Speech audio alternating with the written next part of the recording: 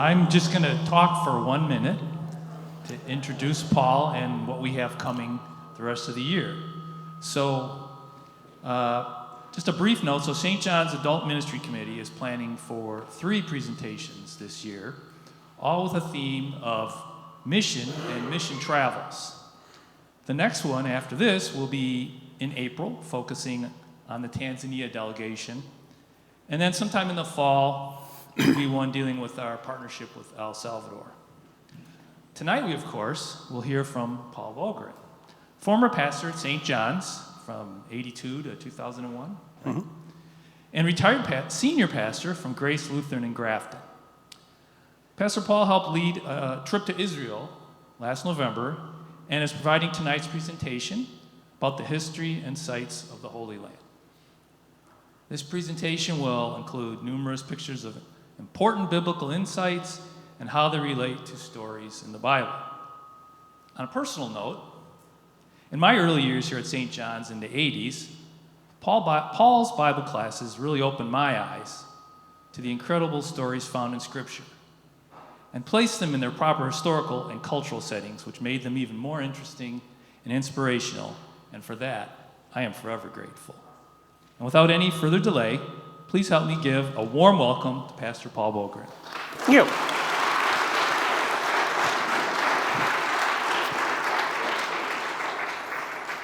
Thank you very much. It's really nice to be here. Have a lot of people. This is good. I hope you don't go running for the exits before I'm done. I was told I have 1 hour. I have 787 slides, so we need to get going. Just a little background. When I was in college, I took the very lucrative field of study where I was an ancient history major and a minor in biblical studies because I wanted to go where the money was. But I love history, I love archaeology, of course I love the scriptures, and so it's been a very privilege for me 3 times to go to the Holy Land. Been once on the footsteps of the Apostle Paul, and we're doing it again this summer if anyone's interested. There are a couple of hint slides in here for that. And in 2010, I had the great fortune on a pastoral sabbatical to spend 2 weeks as a volunteer excavator at the Roman fort, a place called Vindolanda, just south of Hadrian's Wall in England. So I love all this stuff, and what I plan to show to you tonight is just an overview of the geography and history of the Bible, focusing mainly on the life of Jesus, but with a few other places thrown in because they're there and they're really cool, and how it ties into Scripture. So I've got a lot of Scripture here as well, and I'll take a moment or two as we go along to see if anyone has any questions, and I'll do my best to keep this to about an hour. So with no further ado, let's talk. First off, Israel. Israel is really tiny. It's about the size of New Jersey. Okay, so when you hear the Holy Land, we're talking about something very, very small. It's divided in the north and the south. The north is Judea, or the north is Galilee, the south is Judea, with the Sea of Galilee, and we'll talk about the Sea of Galilee as well. It's called the Sea of Galilee, but as you can see here, it's 1/3 the size of Lake Winnebago. Okay, the Sea of Galilee is 12 by 6 miles. It's not big. That's Lake Pewaukee's several times smaller than that. But it's not huge, but it's the biggest body of fresh water in Israel and has absolute importance in Israel. And of course, Israel is the land of the Bible. Our scriptures, our faith was born there. And again, it's wonderful to actually go there and see these places that are so important to our story of faith. But Israel is vastly different from other places. You know, if you go to Egypt, you see the pyramids. They're there. They're kind of hard to miss. You can go to Karnak, Luxor. Everything is there. If you go to Rome, and if you want to go on the footsteps of the Apostle Paul trip this summer, you can go here to the Forum in Rome. You see these ancient buildings, these temples, these arches that are still standing there. You don't get that in Israel. Because in Israel, things have been destroyed and rebuilt or abandoned or the stone stolen for something else. This is the Temple Mount in Jerusalem. When we talk about Mount Zion, this is Mount Zion. This hilltop, which is now an artificial square hill, and where the Golden Dome, do I have a red marker here? There we go. Well, that's the Dome of the Rock, a Muslim mosque, the third holiest spot in Islam, which was built in the 7th century. It's believed that where that stands, that's where the temple of Herod in Jesus' time, and before that the Temple of Solomon in the Old Testament. That's where it stood. But they are long gone. And so when you go to Israel, you don't find everywhere all these huge, huge places. Well, a lot of what you find in Israel are things like this. A flat hilltop called a tell. That, and I don't know where that is, but we just picked it at random, okay? That's a tell at random. That is an ancient city. And generation after generation, level after level has been built one upon another. And so what you end up with is this big, flat hill. And there are cities upon cities upon cities built under that. The remains are all that's left.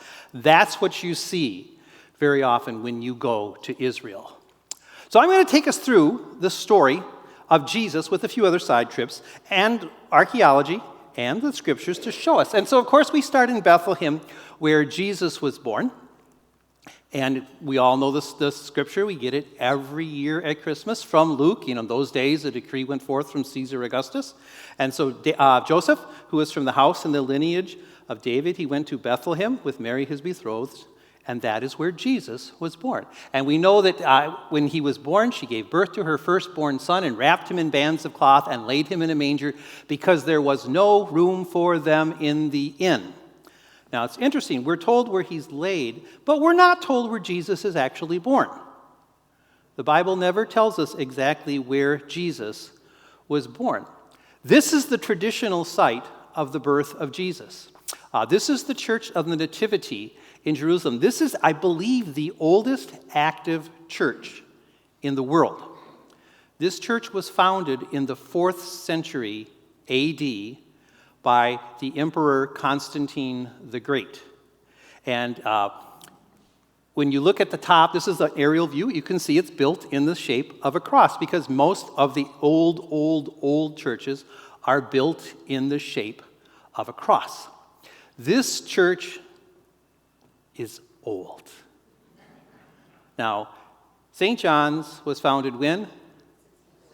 1962, and the Centrum was built in 78, and the addition out there was built in 89. Groundbreaking was April 16th, 1989, just so you know. And this area was built when?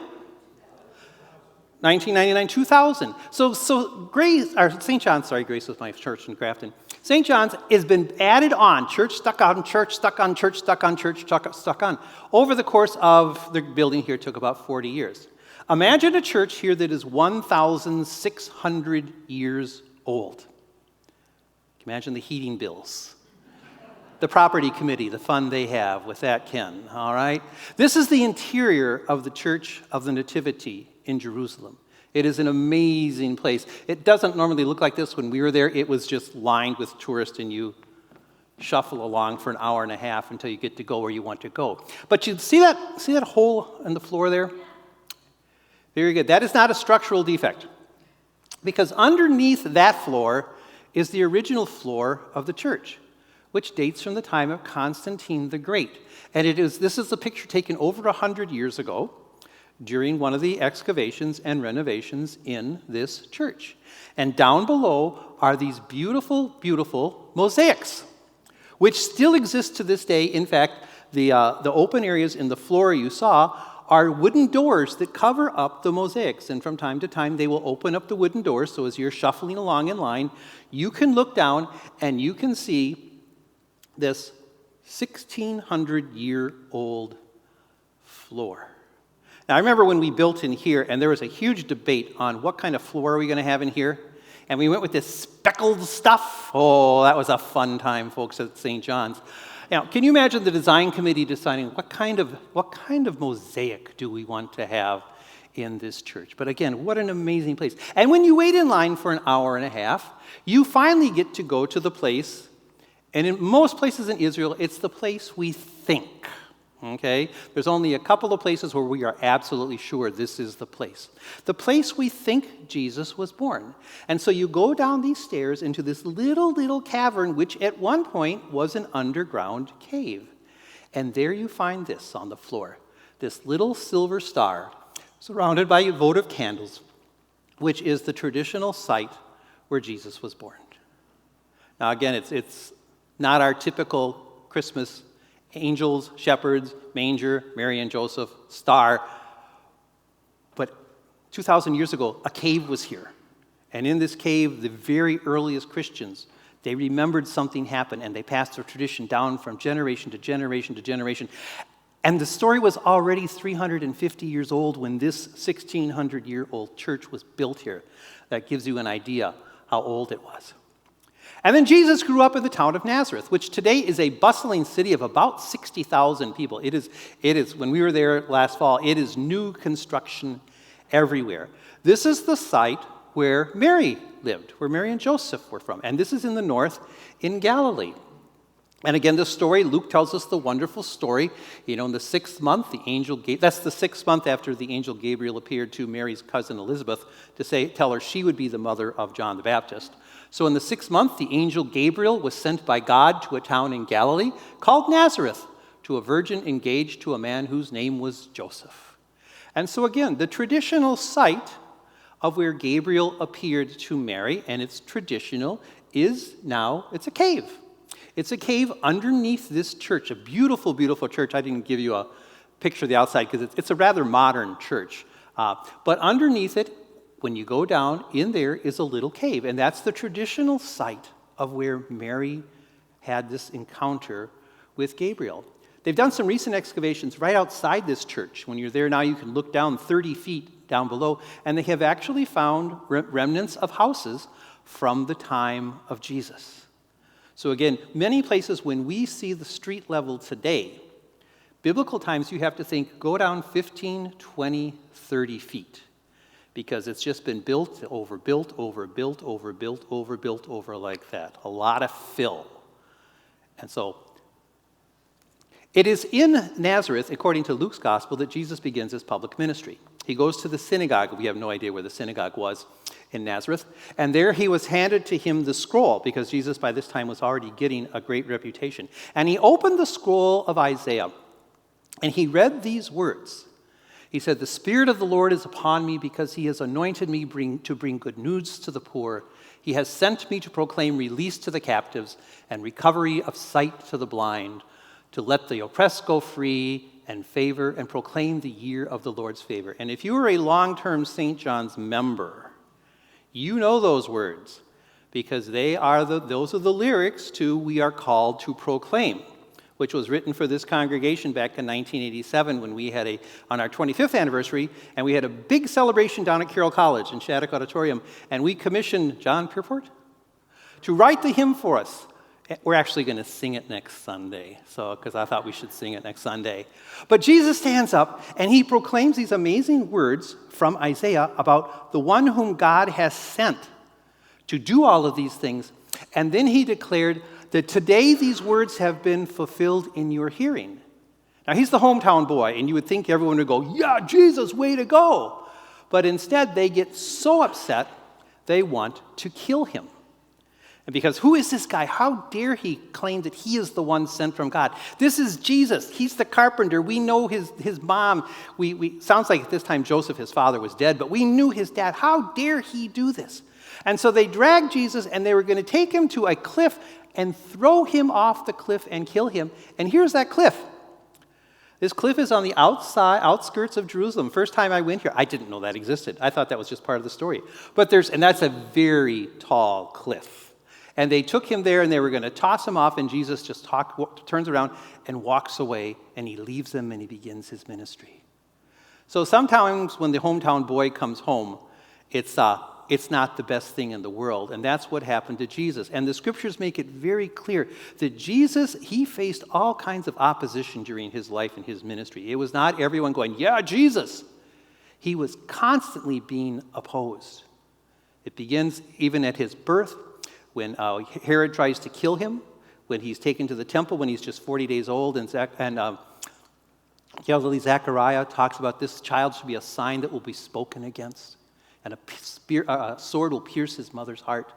Jesus faced great opposition during his ministry. This next slide is nothing to do with Jesus. But as you stand on that hill I just showed you, and you look to the west a couple of miles, you see this. You see Mount Tabor. It's this huge mountain that comes right out of this big plain. Israel is mountains and then valleys in between. And this mountain is very famous for the story of Deborah. In the Old Testament, 1,000 years before the time of Jesus, Deborah was the only female judge in the Old Testament. And she is the one who led the people of Israel in battle against the Syrian king named Jabin and his general named Sisera. And her general, the Israelite general, was a guy named Barak, who Deborah said, go and fight him, and he didn't want to.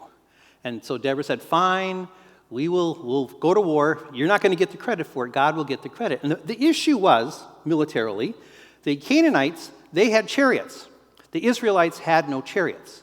And so the Israelites did not stand a chance if they fought the Canaanites, the Syrians, on the plain of the valley. So according to this wonderful story, what happens is a huge storm comes.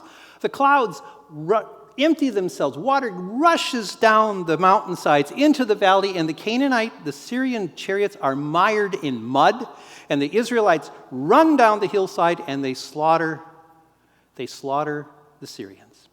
And brave General Sisera does not go down with his troops. He runs away and hides, and he takes refuge. It's one of those stories we do not teach in confirmation class. Takes refuge in the tent of a woman named Jael, who pretends to be on his side. And she gives him some warm milk and says, why don't you take a nap? And while he's taking a nap, she takes a tent peg and gives him a splitting headache in the most literal of all fashions. But what this story is really famous for, is in Judges chapter 5. It's the Song of Deborah. It's this huge poem, and it's perhaps one of the oldest bits of literature in the Bible that sings of God's great victory over the Syrians and how God used the storm to bring victory for his people and defeat to the Canaanites. And it ends in a very stark way. It ends with this image where the mother of Sisera is back home, and she's waiting for her victorious general's son to come home. And as she stands at her window looking out with all her serving ladies next to her, she says, I wonder why he hasn't been here, why he's late. Perhaps he captured so much booty, so much loot, so much treasure, that it's just taking him so long to bring it home to me. And that's how the poem ends, with her thinking he's going to come home and he's lying dead. The Bible's all not roses and sunshine. There are some very stark stories in it. And this is one, but it's a story of obedience and patience to God. Okay, back to Jesus. Right next to Nazareth is a town called Sepphoris. It is not mentioned in the Bible. I had never heard of Sepphoris until the 1980s. Nobody knew it existed until it was excavated in the 70s and 80s. But Sepphoris, built on a hillside just a couple of miles from Jerusalem, or from Nazareth, you can see them one another, was a Greek city. Now, Jesus was a Jew, but he was surrounded in an area in the Galilee. There were many Greek cities as well. And Sepphoris was a powerful, rich city of about 20,000. There are houses that had these amazing mosaics. And one of the interesting things in Sepphoris that ties into the life and ministry of Jesus is this. There's a theater. The ancient Greeks and Romans loved theater. The ancient world is dotted all over the place with ancient theaters. And it's one of the wonderful speculations is this. Did Jesus ever go to Sepphoris? Now, Jesus was a carpenter, and the Greek word carpenter doesn't mean just don't think someone who's doing woodwork. It means people who are good with stone and other building materials. Did Jesus walk the 2 miles, the 3 miles to Sepphoris, and did he work there? And did Jesus have contact with this Greek city? Did Jesus speak Greek, or at least a little Greek? That's a very interesting thing, because in the Greek theater, actors always wore masks. They never showed their face. They wore a mask. And a mask, the word for mask in Greek, you can go home and impress people now, is the word hypokritos. We get our English word hypocrite from that, because a hypokritos is two-faced. Your face is covered by another face. And in the Sermon on the Mount, Jesus says this, and whenever you pray, do not be like the hypocrites, the two-faced people, for they love to stand and pray in the synagogues and at the street corners so that they may be seen by others. And it is really interesting to speculate, did Jesus go to the theater in Sepphoris? Did he go? I mean, it's closer than the Saukville Marcus or the North Shore Marcus to our house in Grafton. Did he go there? Was he familiar with Greek theater? Did he know what a hypocrite was? And did he use that in his own teachings? We'll never know for sure, but I think that's one of those fascinating things that archaeology tying into the scriptures can help us understand. Well, much of Jesus' ministry took place along the River Jordan. And again, our image of the River Jordan, this big, mighty Mississippi kind of thing, okay? We live in Grafton. We live across the street from the Milwaukee River. You know what the Milwaukee River is like. Jesus' ministry has an important event here. Obviously, Jesus is baptized in the Jordan River that runs from Galilee down to the Dead Sea by John the Baptist. But this is what the River Jordan actually looks like, okay? It is this little thing. And there are actually a couple of traditional spots where the baptism of Jesus took place. One is at the very southern end of the Sea of Galilee. It is a very scenic spot. It has these beautiful rails coming down, and a lot of pilgrims who go to the Holy Land, they like to go down there and have a baptismal service again. There's also another spot further down along the Jordan River, down closer to the Dead Sea. This is probably more likely the spot where it was. And again, today there's a huge spot. Interesting, this side is Israel. The other side is Jordan. So each side has its tourist place where you can come and be baptized. And each side has soldiers standing guard. And when you're driving into the site on the Israel side, you have to drive through an old minefield from the 1967 Six-Day War. And you can still see the sign saying, danger minefield, okay? Because Israel still has a very turbulent future, present, and ancient past as well. Jesus spent a big portion. I'll stop for questions here. I'll just take a minute every once in a while. Okay, I've made everything clear. That's wonderful. Jesus spent a good portion of his ministry in the little town of Capernaum on the north shore of the Sea of Galilee. Passage from Matthew chapter 14, or Matthew chapter 4, which is actually 2 verses after our gospel ended today. When John was arrested, Jesus withdrew to Galilee to the north, and he left Nazareth and made his home in Capernaum by the sea, a very important place in the Bible and a very important place archaeologically. We're told in Capernaum that Jesus, the first thing he does is he goes to the synagogue and he preaches. In Mark's gospel, he heals a man who's possessed by an evil spirit. And Jesus' preaching was impressive because he wasn't like all the scribes and Pharisees. There was something very, very special about this guy named Jesus who's suddenly starting to make a name for himself, to gain a reputation. In Capernaum, there is this synagogue, ancient Jewish house of worship. This is not the synagogue Jesus was in. This was built 4 centuries after the time of Jesus. It's built out of beautiful limestone. It's gorgeous to go into. If you want to see where Jesus was, you have to go inside. And let's see if I can get my little arrow. Right in there, the floor is cut out. And when you cut the floor cut out, you can look down, and if you see those black rocks down there, in Jesus' time, buildings were built out of black basalt, which is that's the rock that's everywhere in Galilee. Down there is the floor of the synagogue where Jesus would have been. After 400 years, you can see level after level after level after synagogue after synagogue after synagogue has been built over it. That's where you get to the 4th or 5th century synagogue. But Jesus, he was way down there. Just about 100 feet from the synagogue is this church, which was built in the 1990s. And this church stands over a fascinating historical and archaeological site. We're told that in Capernaum lived a fisherman named Simon. Jesus nicknamed him Peter. Jesus loved to give his disciples nicknames. His actual nickname in the language Jesus spoke was Cephas, which means rock. In Greek, Peter, petrified wood, okay? Peter, petrified rock in Greek. Peter the fisherman, Simon the fisherman, had a house in Capernaum.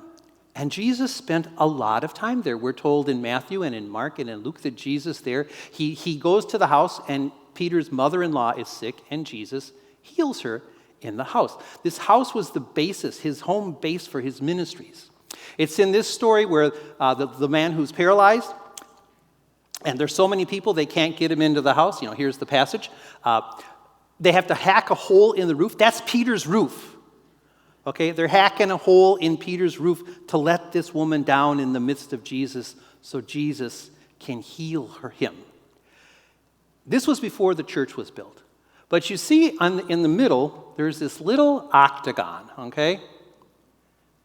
Why 8-sided? Early Byzantine Christian churches were very often 8-sided. And you can see here there's an 8-sided building, inside of an 8-sided building, inside of an 8-sided building. And what archaeologists believe, and this area was excavated about 120 years ago by, I believe, the Franciscans who owned Capernaum. They believe that this was the site of Peter's house, and that this house was converted into the very first Christian church. And that from the time of the New Testament itself, Christians would gather in this house, and they would worship Jesus. And over time, this house expanded and expanded and expanded, because for about 500 years, 600 years until the Persian Islamic occupation of ancient Israel, it was ruled by the Byzantine Empire. It was Christian. And so it's thought that this is just church after church after church being built around this house, this first century house, that was the house of Peter. Another interesting thing at Capernaum is Jesus in his teachings, he talks about if you cause a little one to sin, you should have a millstone tied around your neck and thrown into the depth of the sea. And we don't have millstones today anyway, right? You don't buy those at Bed Bath & Beyond, do you? Okay. In Capernaum, they have a millstone, which is like this big, okay? It's made out of black basalt. Jesus, that's the image Jesus says. If you cause a little one to sin, you should have this huge thing tied around your neck and tossed into the Sea of Galilee. He takes sin very seriously, does Jesus. Along the Sea of Galilee is where Jesus preached the Sermon on the Mount. His ministry took place along the north and eastern sides of the Sea of Galilee. And again, we do not know where the actual Sermon on the Mount took place. There is a traditional site, and again, Jesus, he gathers his disciples on the hillside. He has them sit down, because these hillsides are natural amphitheaters, okay? Natural amphitheater. So he has the disciples sit down.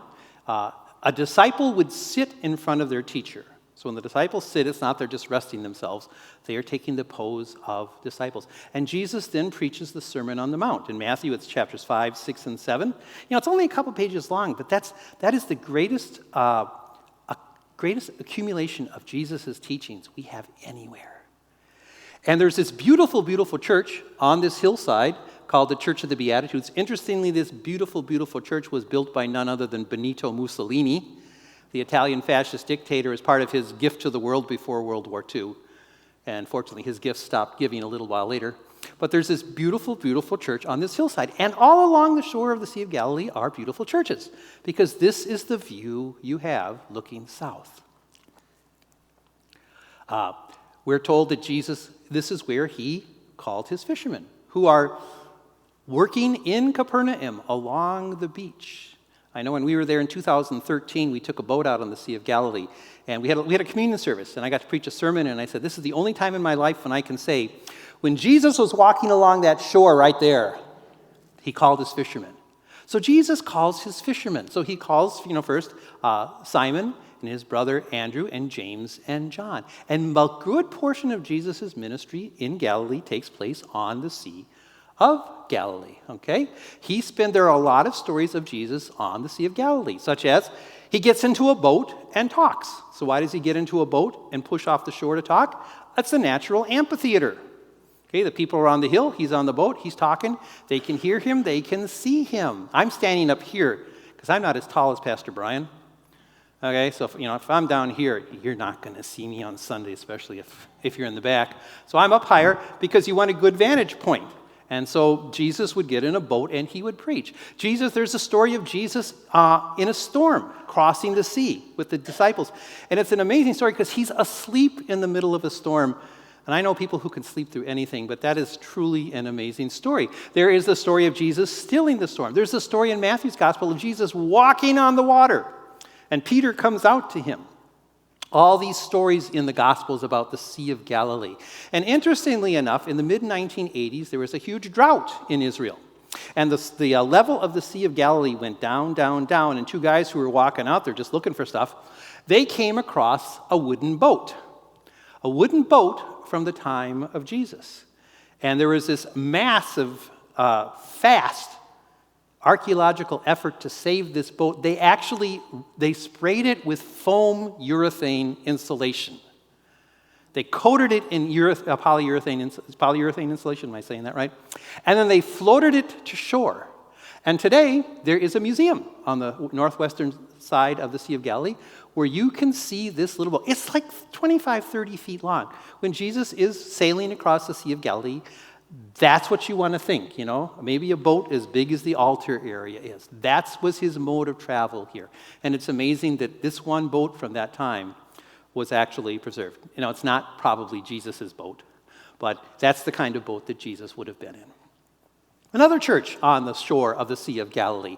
This is the traditional site, again, where Jesus fed the multitudes. Now, there are multiple stories of Jesus feeding the multitudes, but wherever there is a story, there is a church.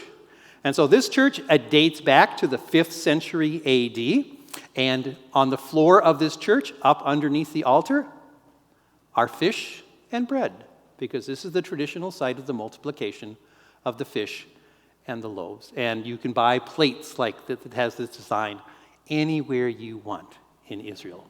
But again, 1,500 years ago, Christians worshipped in this location. There's another place along the northwest shore of the Sea of Galilee called Magdala. And up until about 20 years ago, nobody knew Magdala existed. Magdala is very important for one person, and that is Mary Magdalene. She's called Mary Magdalene because she was Mary from the town of Magdala. And there's this very interesting verse in Luke chapter 8. I grew up thinking when Jesus traveled around, he traveled with 12 guys. It was Jesus and his 12 disciples. That is not right. When Jesus traveled in his ministry, he had his inner group of 12, and within the inner group of 12, there were 3, Peter, James, and John. But he also traveled with a larger group of followers, and he traveled with women. Okay? Jesus had women disciples who played a very important role. This verse from Luke chapter 8. The 12 were with him, as well as some women who had been cured from evil spirits and infirmities. Mary called Magdalene, from whom 7 demons had gone out. Jesus, if you remember all the Dan Brown garbage, yes, his wonderful, wonderful books, just toss them in the trash, okay? But we do know about Mary Magdalene. She was someone who was healed by Jesus. And she followed Jesus all the way to Jerusalem. But she's not alone. There's Joanna, the wife of Herod's steward Chusa, and Susanna, and many others who provided for them out of their resources. You know who bankrolled Jesus?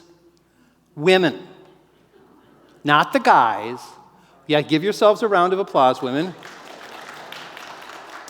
And if I were your pastor and I were preaching stewardship, I would say, now you make sure that you take care of the church, right? But I think that's very important for us to understand, that Jesus' ministry was bankrolled by these women whom he helped, who followed him. Some who are rather important, the wife of Herod's steward, okay? The guy who takes care of King Herod. And they followed Jesus. As I said, up until about 20 years ago, nobody knew Magdala existed. And then a Catholic organization wanted to build a resort there. And so they started building the resort, and as happens so often in Israel, they struck stuff. And they found there is this town there. There is this city called Magdala. And in this city, they have found so far at least 2 synagogues. It was not a small place. And in one of these synagogues, they found this little stone, engraved stone, which we believe this sat in the synagogue, and this was what the temple, the Torah scrolls sat on when the Jews would come and worship. And what's very interesting about this stone is it has a depiction of the temple in Jerusalem. And that depiction of the temple in Jerusalem had to be carved by someone who actually had gone to Jerusalem and who had seen the temple. And then he goes back north and he does this. Again, all of this taking place around the Sea of Galilee.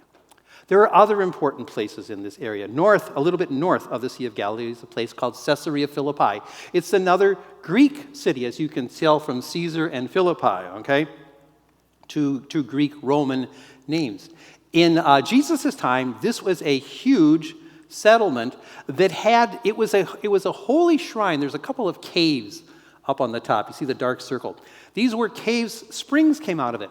And this was a place where Greeks would come and they would worship the god Pan. Okay, you know Pan? Half human, half goat, plays the flute like that. Okay, one of the fertility gods. This was a holy shrine to the god Pan. So when you think of Jesus, he is surrounded by Greek and Roman culture who are worshiping other gods. He's not living in Jewish isolation. That's very important.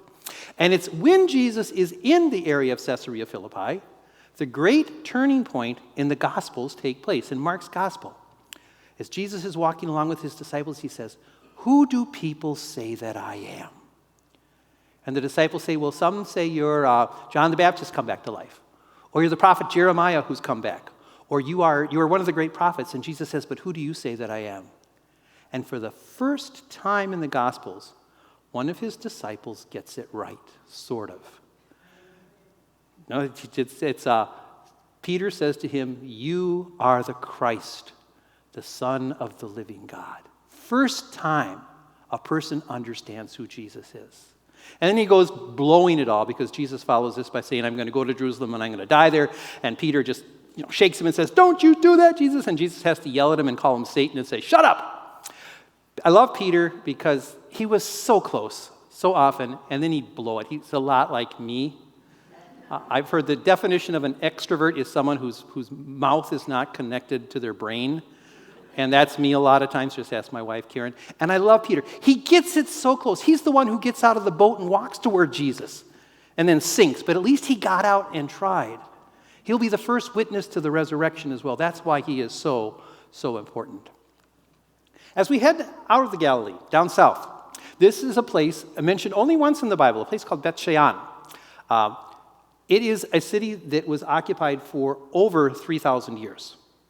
On the top, that top hill, that was the city during the Canaanite times. And there's a famous story in the Old Testament when King Saul dies in battle at Gilboa. He and his sons are slain in battle fighting the Philistines.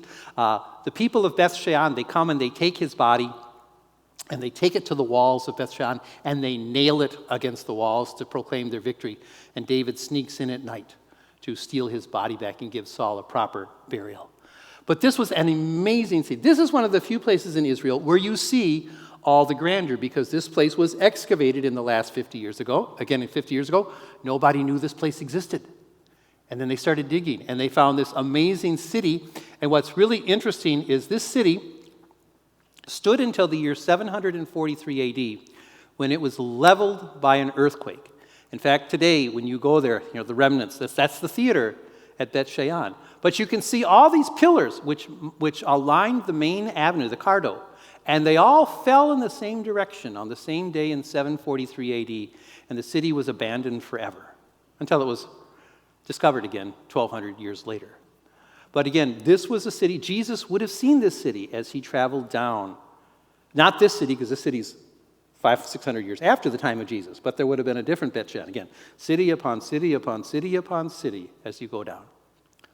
And then Jesus comes down as he's heading south on his journey toward Jerusalem. He comes to Jericho. Now, Jericho is the oldest city in the world. Okay, I live in Grafton. Grafton was founded in the 1840s. Okay, Jericho, we think, was founded. This says 10,000 BC. I've heard 8,000 to 9,000 BC. People have been living in Jericho for 11,000 years. I mean, that's back in the Stone Age. That's how old some of these places are. We know Jericho. You can see where it is, coming down the Sea of down from Tiberias, south along the Jordan River. There is Jericho. We know Jericho, Joshua fit the battle of Jericho, right? The first city which the Israelites conquer when they come into the promised land in the book of Joshua, chapters 6 and 7. Jericho is also well known. You can see how do they destroy the city? They walk around it, they blow the trumpets, and the walls come tumbling down. We still sing that song, okay? We know a lot of biblical history from songs, don't we? And I like that too. It is also a very important city because this is where Jesus ran into that tax collector named Zacchaeus. And there is still, I don't have a picture of it, Barb I think has a picture of it, there is still in Jericho the tree, okay? Zacchaeus' tree. It's probably not Zacchaeus' tree. But as Jesus is going through town, on his way to Jerusalem, this story is only in Luke's Gospel, chapter 19. This is the last personal interaction Jesus has with anyone before he goes to Jerusalem and dies. Okay? He's going through the town. Zacchaeus, the tax collector, climbs the tree because he's short and nobody likes it. And Jesus says, I'm going to have dinner with you. Everyone gets upset. And Jesus proclaims that salvation has come to Zacchaeus because he too is a child of Abraham. And then Jesus leaves Zacchaeus and he heads to Jerusalem where he knows he's going to die. Before we go there, I'll just see if anyone has any questions. And I'm going to get a drink of water. Yes? I've heard that the Arabs, when they control the land, don't necessarily support the archaeology, but because they dispute that the Jews actually have some kind of... That has been an issue, especially in Jerusalem. When we get to the temple, picture of the temple, about 20 years ago, the Temple Mount in Jerusalem is controlled by the Arab Authority. It's actually not controlled by the Israeli government. And there was, back in the 90s or early 2000s, the Arab Authority, without getting official permission, conducted huge underground excavations on the Temple Mount. And then they just dumped all of the stuff over the sides down the hill. There is an ongoing, it's called the Sifting Project, where volunteers in Israel today are going through all the stuff that this illegal excavation dumped over the side of the hill, and they're sifting through it, bucket by bucket, and finding some very, very interesting things. I'll show you some seals later that have been found. But yes, there is a great controversy. Okay, there's a huge one just a couple of months ago when some member of the new Israeli government wanted to go up on the Temple Mount, and that caused all kinds of issues. So yes, there was just some violence in Jericho shortly after we were there, where the Israeli military shot and wounded a number of Palestinians. Jericho is controlled by the Palestinian Authority, as is Bethlehem and some other areas in the West Bank, as well as the Gaza, where a couple of suspected terrorists were shot in Jericho. So it's, this is not a peaceful land. It never has been a peaceful land, unfortunately. But this is the land where God chose to give us his story and his son, Jesus. Anyone else? Okay. When you head from Jericho, you have to get to Jerusalem. And now there's a modern divided highway, which we traveled this last time. But our first trip there, you drive this winding road through the wilderness, through this awful, awful place. That's actually a monastery built into the side of the hill. And when you see how stark and empty this is the setting for the story of the Good Samaritan. There is a man who was going from Jericho up to Jerusalem. And on the way, he was set upon by robbers who beat him and stripped him and left him for dead. It's in this middle of nowhere kind of place, which Jesus would have walked, that he sets the story, probably one of his most famous stories, about the one man who stops to help. And then Jesus, at the end of his life, he comes to Jerusalem, the magnificent city of Jerusalem. Now, today, Jerusalem is a city of over 1 million people. Estimates of what it was in Jesus' time, anywhere from like 25,000 to 100,000 people. It is a town with huge skyscrapers, and it is a city, not a town, a city, with the ancient. Again, that is the Temple Mount upon which Solomon's temple was built, and then later the temple of Herod in Jesus' time was built. That's an aerial view of what it looks like. And you can see in the south, this is the south, the southern end here, all these excavations that are going on, because even though this is a holy site with two Islamic mosques on top,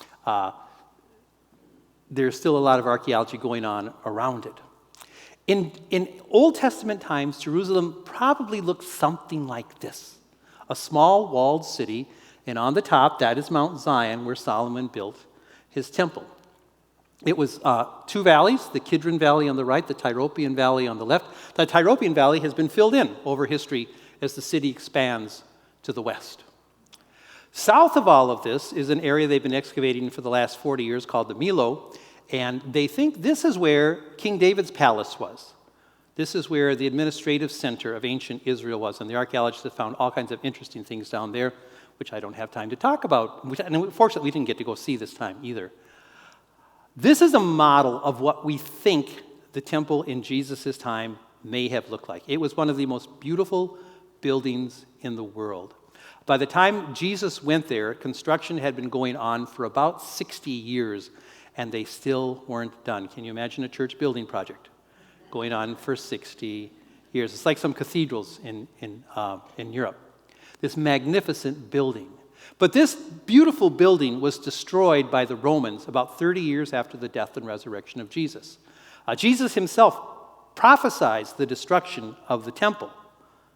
These stones, not one will be left standing upon another. And this destruction was a huge event in the ancient world. The Romans took their victory over the Jewish forces as a huge celebration in the Forum in Rome. And if you would like to go on in the footsteps of the Apostle Paul trip this summer, you can see this. Is this arch of Titus.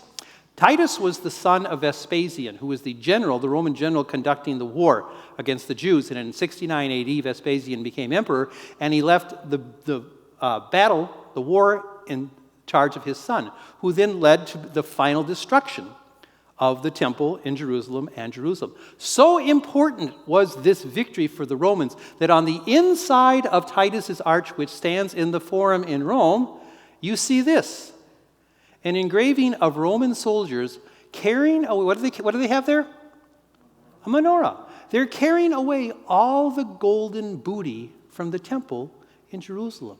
That was so important to the Romans that they built arches proclaiming it. It was so important to the Romans that for 20 years they minted coins that celebrated their victory over the Jews. Judea capta, Judah captive. 20 years they proclaimed their victory. And so impressive was the Roman victory over the Jews that many scholars think the Colosseum was built with money taken from all the loot that the Romans captured when they took Jerusalem. So Jerusalem was wiped out by the Romans, and again, much of what you see in modern Jerusalem is the result of that utter, total, complete devastation. Inside the Dome of the Rock, that golden dome mosque I showed you, I only got in there once on our first trip, and only for a couple of minutes, because then it was prayer time and we had to leave.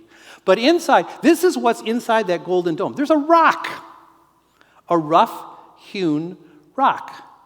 But it's a very important rock. To the Jews, this is the rock on which Abraham was going to sacrifice his son Isaac. To Muslims, this is the rock upon which the prophet Muhammad ascended into heaven on his horse. And there's a wonderful Bible scholar named Lean Rittmeyer who has studied this rock. And he says this. There is, there's a little, it's hard to see, there's a little rectangular place cut out on that rough rock. That is the exact same dimensions as the Ark of the Covenant. And he speculates on this rough-hewn rock. That is perhaps where the Ark of the Covenant stood, and that is where the Holy of Holies stood in the temple in Jerusalem. Now, again, we can't be sure. I think he's onto something. But again, just to show you the history, not just for Christians, but for Jews and for Muslims, how important this place is. On the western side of the Temple Mount is this place called the Wailing Wall, okay? Walls are very important. Doris gave me some information about celebrating the fall of the Berlin Wall. We remember when the Berlin Wall came down, what a big deal that was. Walls can divide, walls can also build up. This was part of the retaining wall, the artificial retaining wall that King Herod built when he renovated the temple in Jesus' time. The reason it's called the Wailing Wall, this is where Jews go to pray. And the reason they pray here is devout Jews will not go up on the Temple Mount because they are afraid they may accidentally step where the Holy of Holies in the temple was. So that's why devout Jews do not go up on the Temple Mount. They go down here and they worship, and there's a little screen dividing it. Men are on this side, and women go on the other. And when we were there, we saw families celebrating bar mitzvahs, bat mitzvahs, parents bringing their children. It was just wonderful to see this wonderful place of prayer. These stones have been there for over 2,000 years. The Romans, when they destroyed the city, they knocked down as much as the temple as they could. This is some of the destruction. It's still there. Archaeologists have left parts of this just the way it was. But that they could not destroy. It's so huge. In fact, when you can go underground, past the Wailing Wall, and you can walk underground. This is all the Herodian masonry, these huge blocks. Some of these stones are 50 feet long, solid stone. How did they get them there? We still haven't quite figured that out. But that shows you some of the magnificence of what this was all about. And so Jesus, at the end of his ministry, he comes to Jerusalem. He rides down the hill from the Mount of Olives into town for Palm Sunday. And this is the route he would have followed. Okay, not exactly this street, but in this area. And when he came down, he would have been looking at the temple. When Jesus goes into the temple, that's where the story where he drives out the money changers in Matthew, Mark, and Luke. John's gospel puts that story at the very beginning of Jesus' ministry. But he goes into the temple courtyard, because the temple was, it's like our church here, okay? We have a worship area, but then we've got all kinds of, we've got the fellowship hall out there, we've got the place where you have meals, we've got the bathrooms, we've got the classrooms, we've got the mechanical stuff. The temple in Jerusalem had all kinds of different places in it as well. This is a reconstruction of what we think it was. And this red covered portico, that's where we believe that the money changers would have been. Because when you came to Jerusalem, Jews had to pay a tax every year, a 1/2 shekel, a little silver coin. And interestingly, even though this is a Jewish temple, you had to pay this tax in a foreign currency, in a coin of the city of Tyre. And so when you came with your money, you had to exchange your money to get one of these 1/2 shekels or shekels so you could pay your temple tax as a devout Jew. That's why these money changers are there doing all of that. And Jesus drives them out, so you shall not make my Father's house into a den of thieves. You see those stairs, though? Fascinating thing here. Here are the stairs right here. The archways you saw in the picture have long since been covered up. But those stairs down there, some have been reconstructed. But if you look at the bottom part, you see some rough stairs. Jesus would have walked up those stairs. Now, some people, big whoopity. But for me, that's really impressive. When I was there for the first time, I sat on those steps. And I thought, Jesus would have come up these steps. That's truly, how close can we get to Jesus? Across from the Kidron Valley is the Mount of Olives. This is what it looks like today. Beautiful, beautiful churches and cemeteries. There are Jewish cemeteries all along here because many devout Jews believe that when the Messiah comes, they're still waiting for the Messiah. They don't think Jesus was. He will come down to the Temple Mount, and they want to be there when they are raised from the dead to be with the Messiah. It's on the Mount of Olives that Jesus goes to pray the night he is arrested. And he goes to a place called Gethsemane, and the word Gethsemane simply means olive press, because this was an olive grove. And here's a fascinating thing, too. So many fascinating things I'm sharing with you, right? You will remember them for the quiz at the end. These are olive trees. Some of these trees may have been there when Jesus was here. Some of those trees are over 2,000 years old. Again, that's where Jesus goes in the last night of his life. That's where he goes to pray. That's where he prays, Father, if there's any way you can take this cup of suffering from me, please do it. But then he says, but not what you want, but not what I want, but what you want. And he gives himself up to death. And he is arrested, and he is hauled out of Jerusalem the next day. And in Jerusalem, there's this whole place called the Via Dolorosa that follows the traditional route where Jesus went out of town. And he is led outside of town. He's taken outside of the city walls to be crucified because you could not crucify criminals inside the city walls. And so then Jesus is crucified, and he is buried. And all four Gospels tell us about Jesus being buried in a rock tomb, that it was owned by Joseph of Arimathea, that no one had ever used it, that the stone is rolled up. And that is where Jesus is buried. And then, of course, for us as Christians, the good news of Easter, when that stone is rolled away and our faith is born. Now, there is a church that marks this spot, and it's called the Church of the Holy Sepulchre, and it is a fascinating fascinating spot. Remember I told you about how St. John's was built in stages? Okay? This church has been built over a period, again, of 1,600 years, and added to, and rebuilt, and added to, and added to.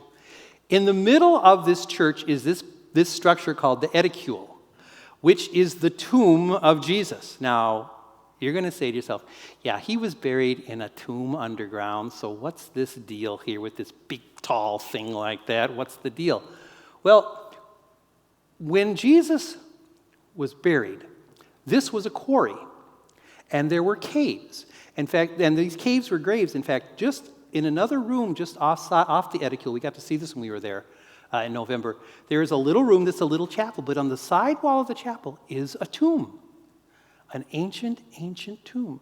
And so Jesus, where he was buried, was at one point a tomb, and we actually believe that Calvary, the mountain where Golgotha, where Jesus was crucified, is also encompassed in this church. You can climb up the stairs, and there's a little altar, and you just watch the people go down and kiss the little rock that sticks up. That's the traditional site where Jesus' cross stood. This is ancient, and we have to keep that in mind. This is the inside the edicule, and this is the slab traditionally upon which the body of Jesus would have rested. Of course, this is much older. Just a couple years ago, a huge archaeological renovation was done, headed up by the United Nations and National Geographic, and they took it apart to see what was in there. Now again, how old is this church? One of the things that fascinated me as you walk around this church, which just goes on and on and on and on, there are crosses carved everywhere. Now, I'm not big on graffiti, but this is ancient graffiti.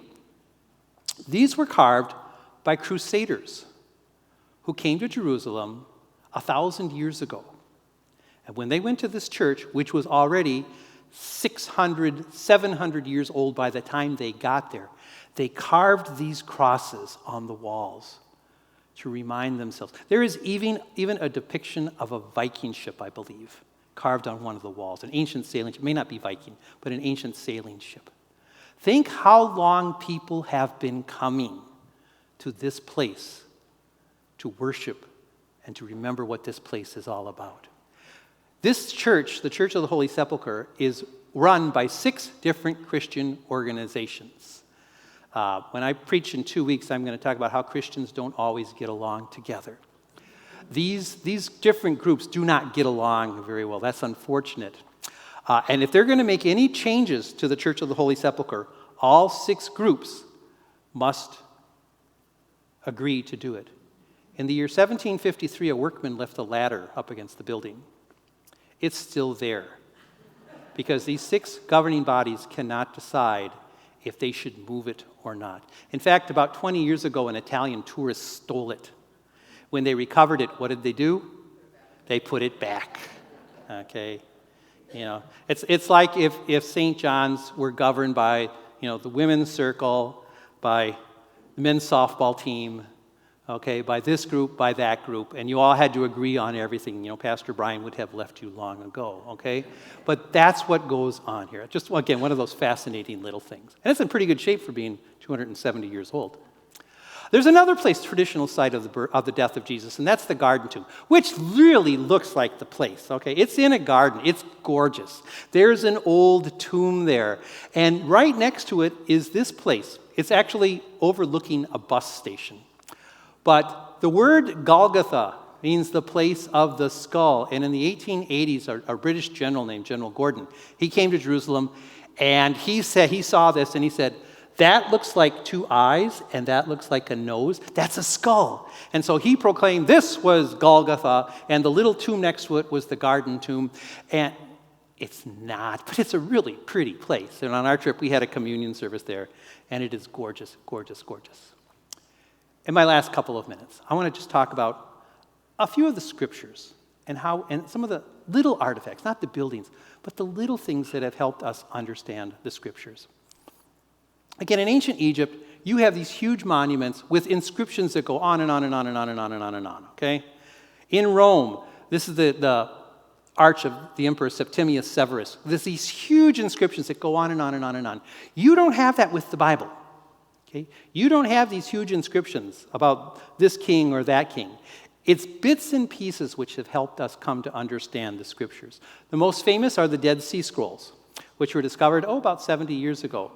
In the desert south of Jerusalem, in the middle of nowhere, there had been an ancient community called Qumran, headed by a group we called the Essenes, who in the time of Jesus lived apart from everyone else because they thought the end of the world was coming. They didn't like the people who ran the temple. So they went off by themselves. It's like Lutherans who go and start their new church because they don't like the color of the carpeting in the sanctuary. And one of the things they did was they copied scriptures. And when the Romans came down to destroy everything, these Essenes, they hid their scriptures in jars in the caves by where they lived. And the first ones were discovered in 1947. It's a wonderful story because there was a 12-year-old boy. 12-year-old boys have made a lot of important discoveries. A 12-year-old boy, Bedouin shepherd, looking for his lost sheep, and he comes to this cave and he throws a rock in to see if a sheep is in there, and he hears broken pottery or pottery breaking. And that was the discovery of the first of the Dead Sea Scrolls. They found hundreds and hundreds and hundreds of them. The most famous is a scroll of the prophet Isaiah, almost the complete copy of the scroll of Isaiah. And what's important is this copy, which dates from about 2.5 centuries before the time of Jesus, when compared to the next youngest copy, which is from about 1,000 years AD, they are almost identical. Just a word or two here to show how carefully they took it when they transmitted the scriptures. Other little things. The House of David inscription. In 1993, in the city of Tel Dan in northern Israel, archaeological excavations were going on. At the end of the day, they were wrapping things up, and a woman who worked there was walking by, and she happened to see a stone in a corner of a wall. And the sun was glinting off it, and it looked like there was writing on it. And this was taken out, and it turns out to be part of a victory monumental inscription by a Syrian king, an Aramaic king, who is proclaiming his victory over the Israelites and over the house of David, the little part in white in Hebrew, Bet David, the house of David. That is the only evidence that King David existed outside of the Bible. But he did. A lot of people up to that time were saying David was just a fiction. He was a character, a creation. But there was a David. He was famous enough that he was known by his house, his dynasty. The Beit David. I saw this in Israel when I was there in 2013, and I'm not too proud to admit it. When I stood in front of it, I just started shaking, thinking, that's David. That's King David. He's real. Another interesting one, this little seal. In ancient times, you didn't sign your name to a document. You had a seal, and you'd pour wax on it, and you'd stamp your signature in there. This is a seal that was found, and it belongs to Baruch, who was the scribe of the Old Testament prophet Jeremiah. And what's so interesting about this is on the edge of it, you can see his fingerprint. Okay? Someone mentioned in the Bible, a famous person mentioned in the Bible who worked for one of the greatest prophets. And that is something he held in his hand. Or this, which is the seal of the great King Hezekiah, the king of Judah, who stood up against the Assyrians when they attacked Jerusalem in around 700 BC. That's his seal. Interestingly enough, it has some Egyptian symbolism on it. Or this. This was found in the city of Caesarea Maritima in 1961. It was a stone that had been taken out of its original spot and was used as a step in a theater. And when archaeologists took the stone out and flipped it over, they saw this. And they saw a very familiar name. Pilatus. Pontius Pilate.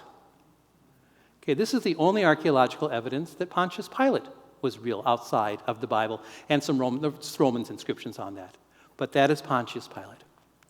This one, for a period of about 100 years around the time of Jesus, upper crust Jews had a very interesting burial situation. When you died, they would put you on a slab like they did with Jesus, and they'd leave you there. Then a year later, when all the flesh and all the yucky stuff had gone away, they'd come in and they would collect your bones, and they would put your bones in a little box called an ossuary. And then they would put the ossuary in a niche and stick it way back. It's like cemeteries in Europe where they dig the bodies up after 200 years and dump them somewhere so they can resell the lots. Okay, it's just using it. In 1968, a bulldozer was bulldozing a road, and it collapsed through the top of a tomb. And in this tomb were a whole bunch of ossuaries, and there was this one. And on the end of it, it says, scratched in, it says, Joseph, son of Caiaphas. This box contains the bones of Caiaphas, who was the high priest who condemned Jesus to death. This one's really cool. This one showed up around the year 2000. It was owned by a man who bought it back in the 70s, so we don't know where it came from. But it's another ossuary.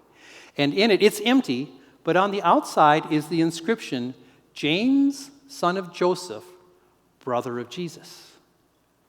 Now, Jesus had a brother named James, and their father's name was Joseph. And the speculation is that this is the actual ossuary that contained the body of Jesus' brother James, who was one of the leaders of the church in Jerusalem, who was actually martyred about 30 years after the death and resurrection of Jesus. He was killed by the Jews because he was the leader of the church. Now, we don't know for sure, but it's fascinating. And the last one, and this is the neatest of all. In 1979, archaeologists were digging out a tomb in the outsides of Jerusalem. And when they were done, they sent two 12-year-old boys, or a 12-year-old boy into the tomb to scrounge around, because we know what 12-year-old boys are like. Our 9-year-old boy who lives next to us has this 17-foot snow fort in his yard. They come and steal all our snow because boys do that. So they sent this boy to go and rummage around in the dirt on the floor of this tomb. And he came out with this little piece of rolled up silver. It's a burial amulet that would have gone to the tomb with someone who died around 700 to 800 BC. When this was unrolled, the words on it were words that every one of us knows. And we hear many times in church these words: the Lord bless you and keep you. The Lord make his face shine on you and be gracious to you. The Lord look upon you with his countenance, lift his countenance upon you and give you peace. The Aaronic blessing, which Aaron gave to the people of Israel when they were in the wilderness. A blessing that was said by those 700 years before Jesus. A blessing we still say today. This little silver amulet. That is the oldest scripture in existence. Now think about that. That's the oldest part of the Bible right there. That ancient blessing, which we still use today. Because our faith is not a dead faith, and ours is not just a faith of empty archaeology, but ours is a faith that is alive, that is flourishing, that is exciting, and that is based upon all God has promised us. So, just a very, very brief little run-through. Last minute questions. Last chance. While you are... Yes, Mark. You mentioned that the Romans were so proud of conquering, destroying the Temple? Was that something special above and beyond conquering some other part of the world? For the Romans it was, because this was such a huge battle. It took 4 years, and then a small group of Jews held out for another 3 years. This was a challenge to Roman power and authority. And so for the Romans, they wanted to make the most of this, okay? They wanted to proclaim to the world, and they used it for propaganda. So yes, that's why they made such a big deal of it. It was a big, big deal. It's a war most people today have never heard of, but back then in the first century, it was a big, big deal. Okay. Yes? I was impressed when we were on that one trip with you, and we were in the temple inside, and we showed those large blocks. Mhm. Big question, how did they get there? But the other thing is, we were told that many of them, you couldn't put a piece of tape between the stones. No. Yeah. Yeah, they're not held with concrete or anything. They're like Inca structures. They just fit together perfectly. And again, how they did that in the ancient world, like the pyramids, with basic tools, but they did it. We should never think the people in the ancient world were stupid or unskilled, and we're so much better than they are. We're morons compared, we've got these things, but most of us can't do, well, Ken can, but most of us can't do all the other stuff they could. So we should always be in awe at everything they were able to accomplish and the beautiful things they built that are still standing after the pyramids 4,500 years later. That's pretty impressive. I doubt this building will be here in 4,500 years, but those places still are. So, yeah. And that is, when the Romans destroyed the temple, well, this is mainly made out of stone, is it not? So as far as burning, it looks like the stone didn't have good timbers or other things that could burn. So did that mean the Romans had to tear this down brick by brick, block by block? The buildings on the Temple Mount had wooden roofs. So they'd burn those, and stone can crack. But yes, a lot of it, the Romans, they just levered over the edge.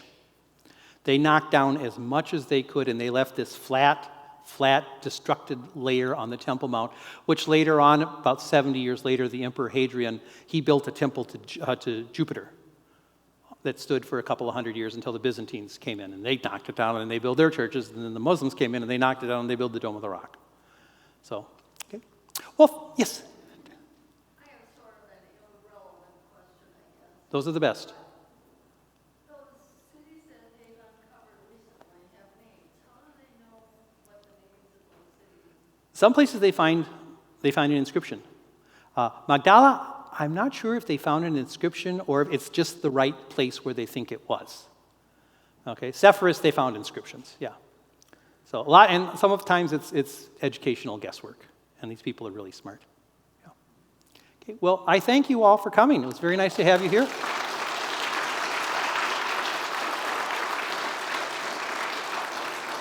And I look forward to preaching here the next 2 Sundays. And if anyone would be interested in the Footsteps of the Apostle Paul trip, we'll have all the information out. The itinerary and everything else should be available, I hope, in the next week or so. Or please talk to Gail Rennie or talk to me. It's a wonderful experience. So thank you all so much for coming.